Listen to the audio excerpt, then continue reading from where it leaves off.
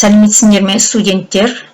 Бүгінгі өтетін тақырыбымыз көркем шығарманы талдаудағы белсенді іс-әрекет.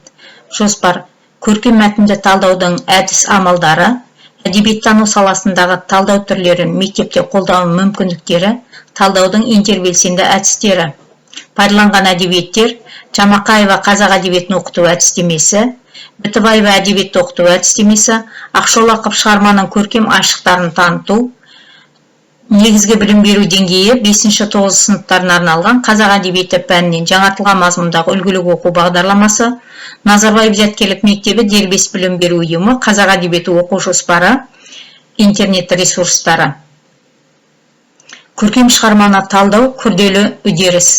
Негізгі білім беру деңгейінің 5-9 сыныптарына арналған қазақ әдебиеті пәнінен жаңартылған мазмұндағы үлгілік оқу бағдарламасында қазақ әдебиеті пәні бағдарламасының басты бағыты өздігінен білім алуларына мүмкіндік туғызу.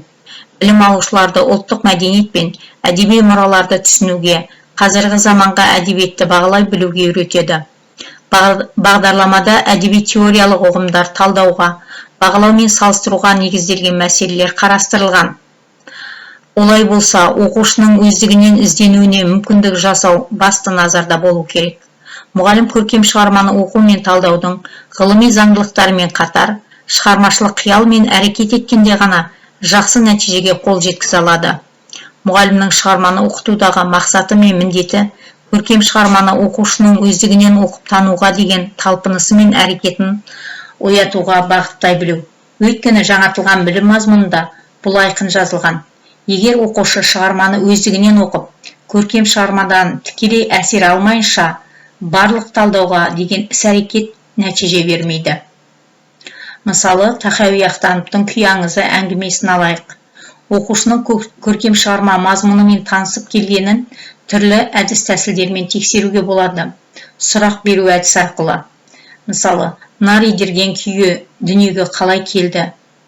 Әңгіме қалай басталып еді?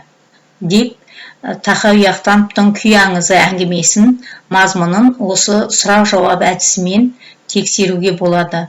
Немесе сюжетті суреттер арқылы.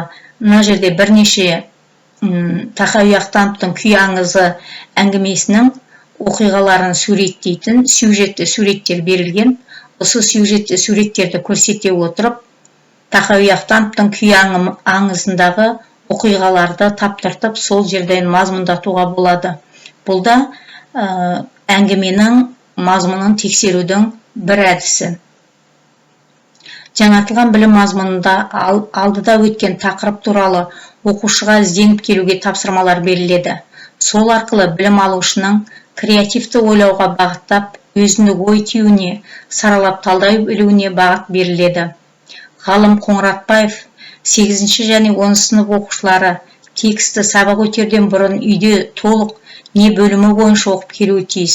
Бұл сабақ міндетін жаңартады. Әдетте методиканың бұл шарты орындалмай жүр. Дұрысында жоғары сыныптарда қандай да үлкен роман болсын, ол әуелі үйде алдын ала оқып келуі тиіс. Сонда мәтін мен тұтас талдау жүргізіледі деп жазады. Мектепте шығарманы талдап тану оқушы мен оқытушының ынтымақтастығымен жүзеге асырылатын шығармашылық жұмыс болып есептелінеді. Мектепте әдеби мәтінді талдау тікелей әдеби білім мазмұнына сәйкес жүргізілетіні белгілі. Көркем шығарма табиғаты күрделі.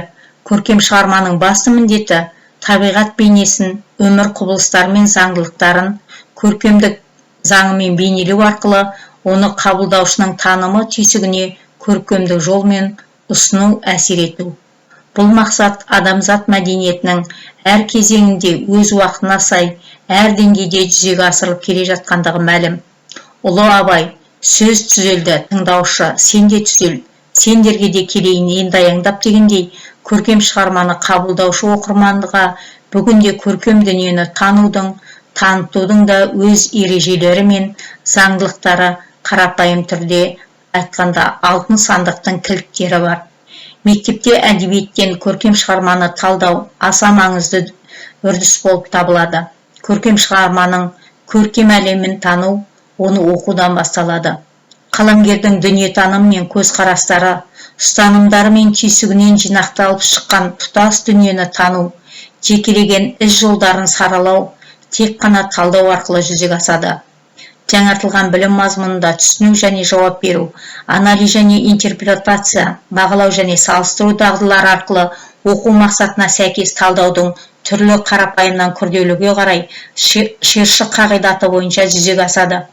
Көркем шығарманы талдау арқылы саралай тану, кейбір ерекшеліктері мен қырларын даралай қарастыру, сараптау, қолдану мақсаты мен міндеттерін айқындау көзделеді. Талдау әр тарапты болуы мүмкін. Ол шығарманы танудағы мақсат мүддесімен сабақтасып жатады. Көркем шығармаға әдеби талдау жасау қандай бағыттарда жүзеге асуы мүмкін?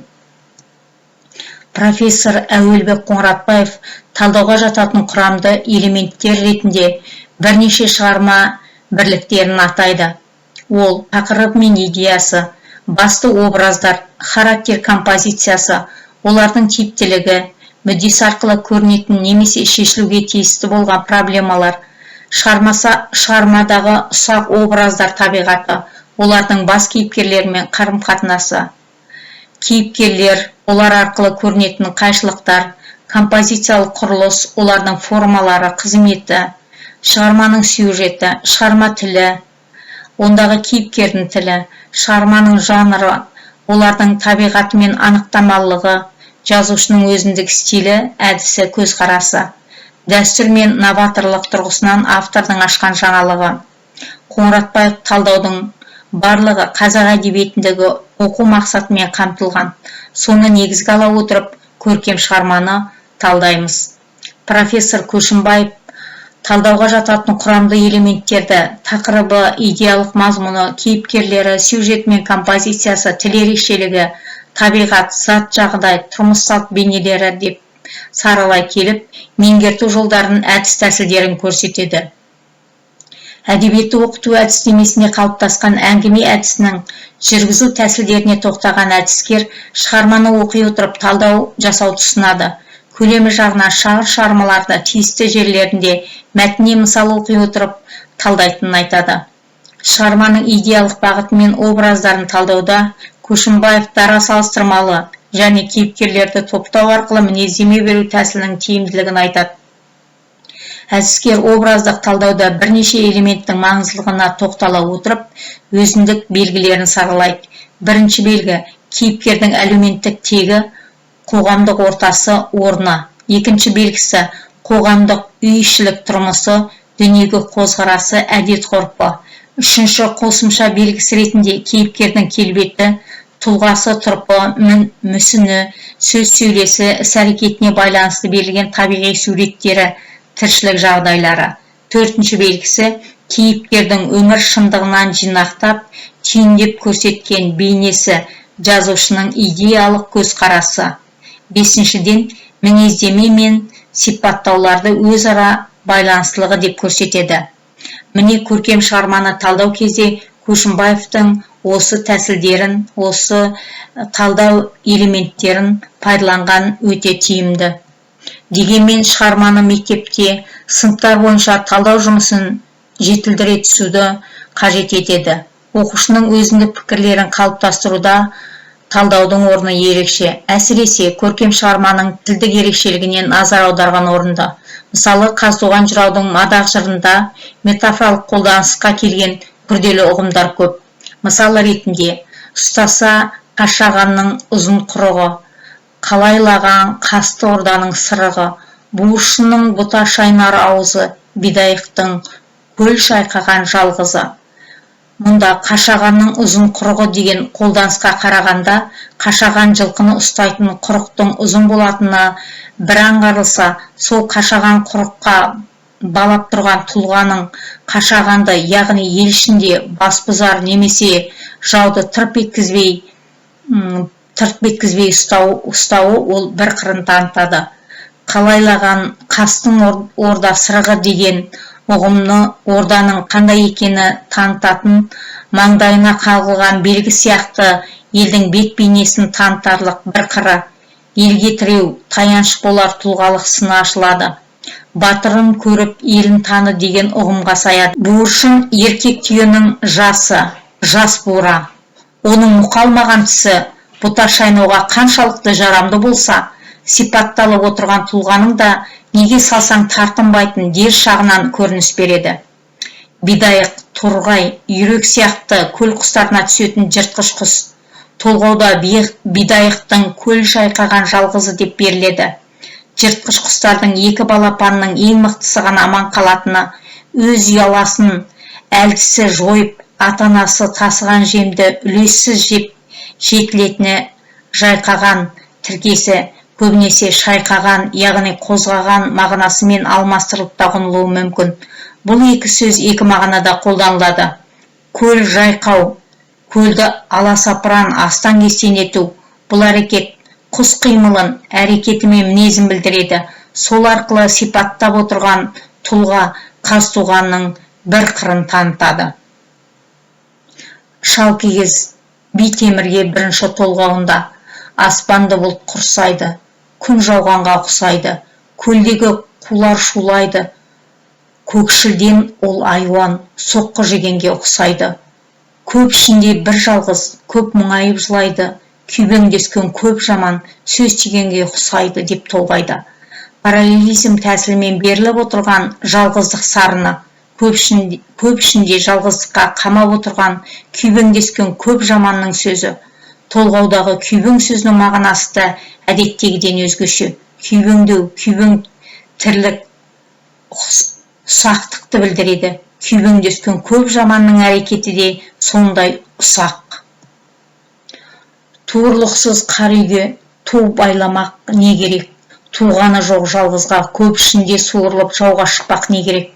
Бұл толғауда туырлықсыз қара үй тіркесі өзекті ойға қызмет етіп тұр.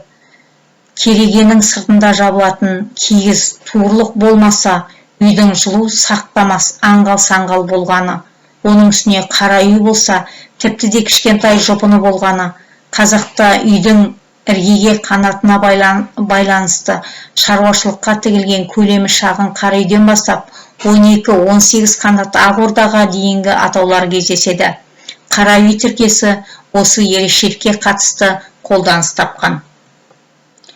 Проблемалық жағдаяттар туғызуға итермелейтін сұрақ тілі қазақ тілі мен әдебиетінде, қазақ әдебиеті пәнінде кездеседі.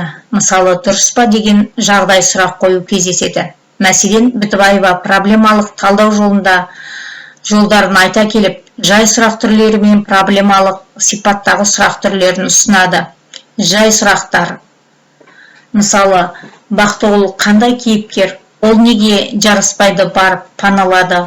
Осы іс-әрекеті дұрыс па? Бақтығұл жарыспайды неге өлтірді? Ұрлық жасауы, кісі өлтіруі дұрыс па? Бұл Бітібаеваның сұрағы бойынша жай сұрақтар қатарында жатады. Проблемалық сипаттағы сұрақтар. Қалай ойлайсыңдар? Бақтығұл кім? Ол Сәлмен мен Жарасбайдың құрбаны ма? Әлде кек алушы күрескер ме? Немесе қорғансыз сорлы ма? Бақтығұлдың Жарасбайды өлтіруінде қылмыстық іс-әрекет бар ма? Бұл Бітібаеваның әдісінде проблемалық сипаттағы сұрақ түрлерін көрсетеді. Көркем мәтінді қандай талдау түрінде жүргізсе де, басты ұстаным оқушылардың қызметін дұрыс ұйымдастыра білу. Әр оқушылардың дербес орындайтын тапсырмалары тұтас құрылымының бір бөлігі ретінде талдануы шарт. Себебі талдауды жинақтаған кезде жалпы мозаиканың жарқын бөлігі ретінде қызмет атқаратын көру әр оқушыға талдау жұмысына қанағат сезімдерін ұялатады. Кері байланысқа берілген тапсырма 6 сынып Доспанбет жырау, Қоғалы көлдер қомсулар, Айналайын ақжайық жырлары, анализ және интерпретация бөлімі. Оқу мақсаты шығармадағы көркем ауыстыруларда, троптарда, метафора, кейіптеу, метонимия, гипербола, литота, аллегория, антитеза, градацияны арнау, анықтау. Яғни тапсырма Доспанбет жыраудың Қоғалы көлдер қомсулар, Айналайын ақжайық жырларының тілдік ерекшелігіне талдау жасап, ойларыңды дәлелдеңдер. Яғни Доспанбет жыраудың Қоғалы көлдер қомсулар, Айналайын ақжайық жырынан метафораны, кейіптеу, метонимияларды, антитеза, градация, арнауды табасындар. Оны тапқаннан кейін неліктен ол метафора болып тұр, неліктен ол метонимия болып тұр, оларыңды дәлелдейсіңдер. Кері байланыстың тапсырмасын орындағаннан кейін Canvas жүйесіне немесе электронды почтаға, WhatsApp желісіне жіберулеріңе болады. Кері байланыстың тапсырмасы Доспанбет жыраудың Қоғалы көлдер қомсулар, айналайын ақ жайық жырларының тілдік ерекшелігіне талдау жасайсыңдар. Сабақ аяқталды балалар, сау саламатта болыңдар.